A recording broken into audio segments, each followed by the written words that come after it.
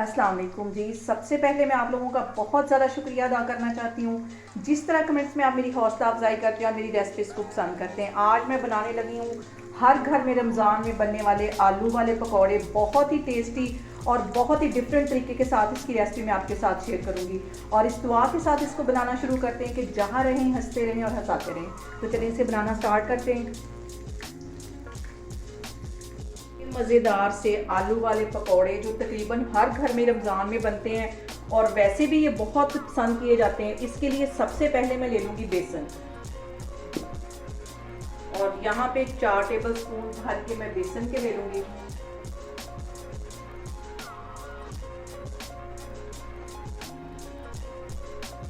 और मज़ेदार से क्रंची पकौड़े बनाने के लिए यहाँ पे 1 टेबल स्पून भर के मैं कॉर्नफ्लावर का डाल दूँगी। इससे जो हमारे पकौड़े हैं वो बहुत क्रंची बनेंगे।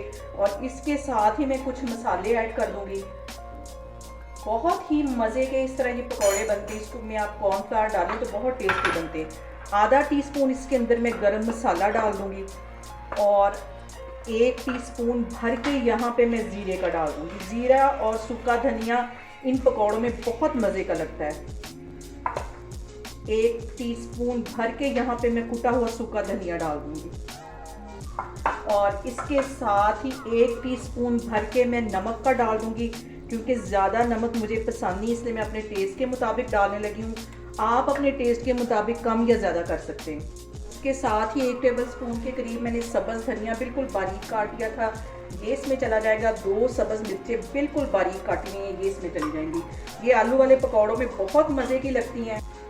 और इसके साथ ही 1 टीस्पून मैं कुटी हुई रेड मिर्च डाल दूँगी और आधा टीस्पून के करीब मैं पिसी हुई रेड मिर्च डाल दूँगी। और इसके साथ ही आधा टीस्पून मैं हल्दी का डाल दूँगी। इन सारी चीज़ों को पहले अच्छी तरह मिक्स कर लेना है और फिर इसका स्मूथ सा एक बैटर बना लेना है। एकदम से पानी नहीं डालना, थोड़ा थोड़ा करके पानी डालते जाएंगे और इसको मिक्स करते जाएंगे।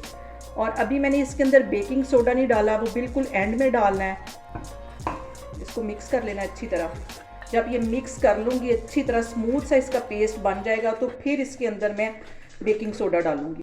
और यहाँ पे बेसन को विस्कर की मदद से अच्छी तरह फेंट लेना है, ताकि इसमें से एयर पास हो और हमारे जो पकौड़े हैं वो क्रिस्पी से बने। 5-6 मिनट के लिए इसको मैं अच्छी तरह से बीट कर लूँगी। और यहाँ पे 1 चुटकी के करीब मैं बेकिंग पाउडर डाल दूँगी, सॉरी बेकिंग सोडा डाल दूँगी। और इसको अच्छी तरह फेंट लूँगी फिर से।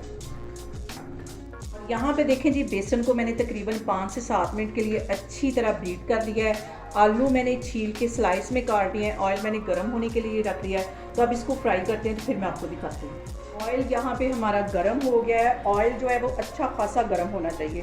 और अब इसके अंदर मैं ये बेसन के अंदर आलू को डिप कर करके इसमें डालती जाऊँगी। और इसमें फ़ौरन के फ़ौरन चम्मच नहीं हिलाना, तकरीबन 3-4 मिनट के बाद इनको हिलाना है।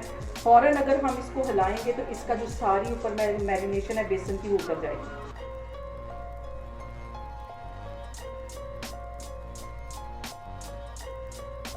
ये सारे मैं इस तरह डालती जाऊंगी। बहुत मज़े के बनते हैं। और यहाँ पे जो सबसे अहम बात वो ये कि आपने मेरी रेसिपीज़ बनाते वक्त घबराना नहीं है। बिना स्किप किए आप मेरी वीडियोस देखें, इंशाल्लाह ताला आपकी चीज़ें भी ऐसी ही बनेंगी। और अगर अभी तक आपने मेरे चैनल को सब्सक्राइब नहीं किया तो प्लीज़ उसको सब्सक्राइब करें।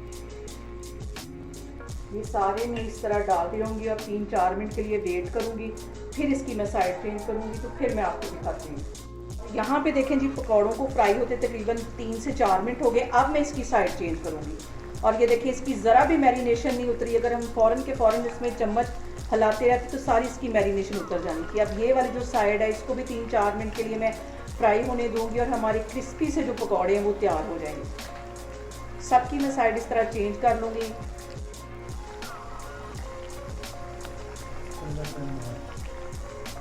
और यहाँ पे पकौड़ों का अच्छा सा गोल्डन कलर आने तक इनको मैं फ्राई करूँगी। और अब इसके अंदर हम जैसे मर्जी चम्मच हिलाएं, इसमें से बिल्कुल भी मैरिनेशन नहीं उतरेगी।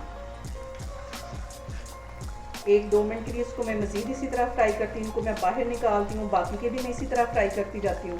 और आपने मुझे कमेंट्स में लाजमी बताना है कि आपको मेरी रेसिपीज़ कैसी लगती हैं और आप मेरी रेसिपीज़ को ट्राई कर रहे हैं और मैं आपके साथ किस किस्म की रेसिपीज़ ज़्यादा शेयर करूँ। और यहाँ पे देखें जी, पकौड़े हमारे अच्छी तरह फ्राई हो गए। इनको मैं बाहर निकालती हूँ। बाकी के भी मैं इसी तरह फ्राई करती जाती हूँ, तो फिर मैं आपको दिखाती हूँ। और यहाँ पे देखें जी, मज़ेदार से हमारे आलू वाले पकौड़े बन के तैयार हो गए। आप देखें इसकी ज़रा भी जो मैरिनेशन है वो उतरी नहीं है। आप मेरे तरीके से बनाएं और मुझे कमेंट्स में बताएं कि आपको मेरी रेसिपीज़ कैसी लगती हैं। और मेरी वीडियोस को ज़्यादा से ज़्यादा शेयर करें और मुझे सब्सक्राइब करें। और अपना बहुत सारा ख्याल रखें। इंशाल्लाह ताला मैं एक और वीडियो में आपके सामने आऊँगी। अल्लाह हाफिज़।